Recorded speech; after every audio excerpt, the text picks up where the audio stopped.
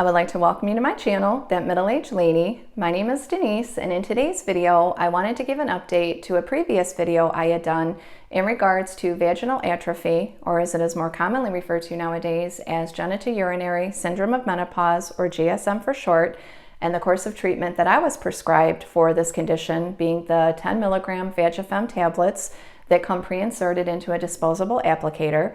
So if that sounds like something you're interested in hearing more about, I hope you'll check that video out.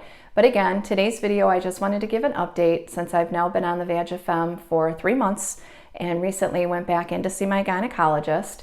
And so my gynecologist thinks he's a comedian, and every time he gets ready to do the pelvic exam, he'll either tell you a funny story or tell you a joke, which I think works wonderfully to distract your mind from the fact that you're about to have a pelvic exam done. Doesn't matter how many times I've had them done, I certainly never look forward to them. So I think that's a really good doctor that he actually takes the time to do something like that. And so this time, right as he went to do my pelvic exam, he said to me, "Oh my gosh," he said, "you have a pile of pills in here." I said, "I do?" He says, "Of course not." He said, "What do you think? You got a pot of gold down here?" I said, "Okay." And I said, "All right, in all seriousness, how does it look?" He says, "Well, it looks like that of a 55-year-old woman."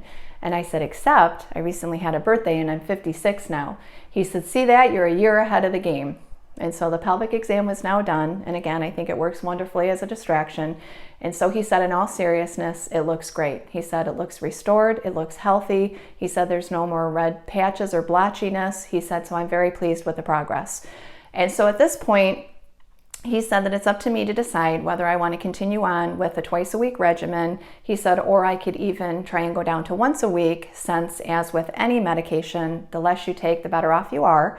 And so I've decided that since I've only been on it for 3 months, I feel like I've now taken 2 steps forward to get away from that burning that I was constantly feeling.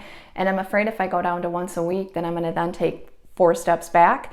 And so I think I'm going to go ahead and continue on with the twice-a-week regimen for maybe another 3 months, give myself a full 6 months that I'm on it, and then, reevaluate from there, maybe go ahead and go down to once a week and see how that goes.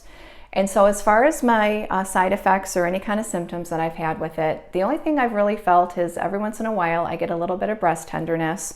And then when I go to insert that tablet, I notice that I do have a slight little burning whenever I insert it, but within about an hour that goes away. And so other than that, I haven't had any side effects, but I can tell you that my biggest symptom, as I said in the previous video, was the urinary symptoms and then the burning. I just had this constant burning in my private area. And now that I've been on this for 3 months, that burning has completely gone away, and knock on wood, I haven't had any more bladder infections. I can tell you that you have to be very patient. After about 2 weeks, I was getting frustrated because I felt absolutely no difference whatsoever.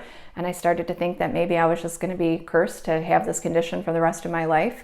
But it took a good probably 2 months that I was on this before I finally started to feel the effects of it. And so if this is something that you've recently started, be patient with the process because it does take a little bit of time for it to work. And so, as I said in the previous video, I was diagnosed when I had my pap smear come back abnormal. It was the atypical squamous cells of undetermined significance. And so when I went for this exam, he also redid the pap. So it'll be about another 2 weeks before I get the results on that. But my hope is that, this vaginal atrophy is what caused the abnormal pap, which is common. And so basically that's it. And so that's where I'm at with the process. I definitely will be back in another 3 months once I've been on it for 6 months and let you know how that's going, especially once I've gone down to the once a week, just to let you know how that is and if any changes have occurred. But again, if you have any questions, please feel free to leave them, or any comments. Again, I think as middle-aged women, we need to stick together and help each other out. So I do appreciate you watching, and I appreciate your support, and I hope to see you again soon.